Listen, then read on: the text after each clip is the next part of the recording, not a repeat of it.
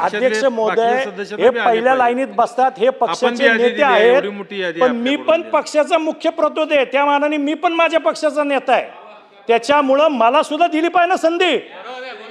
आणि त्यांना लोकांनी निवडून दिलंय आणि मला काय निवडून दिलं नाही असं नाही ना अध्यक्ष.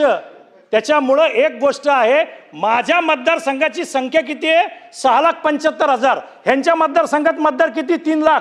बोलतात 50 मिनिटं, मी यांच्या डबल बोललं पाहिजे अध्यक्ष महोदय. हा कुठला न्याय अध्यक्ष महोदय? ह्यांना जर समजा लोक निवडून देतात तर आम्हाला कोण निवडून देतोय अध्यक्ष महोदय? अध्यक्ष महोदय, माझा हेतू आरोप नाही, पण काय होतं माहिती का, मोठा माणूस उभा राहिला की बेलवरचा हात जड होतो आणि हे सगळे ज्युनियर उभे राहिले की बेल धडाधड वाजायला लागते. अध्यक्ष महोदय, असं नाही चालणार. अध्यक्ष महोदय, एक गोष्ट आहे, अध्यक्ष महोदय, तुम्ही आमदार आहात, आज त्या खुर्चीवर बसलाय. जेव्हा मी मागच्या वेळी बघायचो तुमच्या वेळी, तुम्ही ना एवढी कागद घेऊन यायचे आणि ज्यावेळी तुम्हाला बेल वाजायची ना तेव्हा तुमच्या चेहऱ्यावरची वेदना आम्हाला अजूनही जाणवती. मी पण तिथंच बसायचो तुमच्या बरोबर. एक मुद्दा सांगून बंद करतो की थोडा वेळ होईना, तुमच्या विनंतीला मान देतो आणि एका मुद्द्यात संपवतो.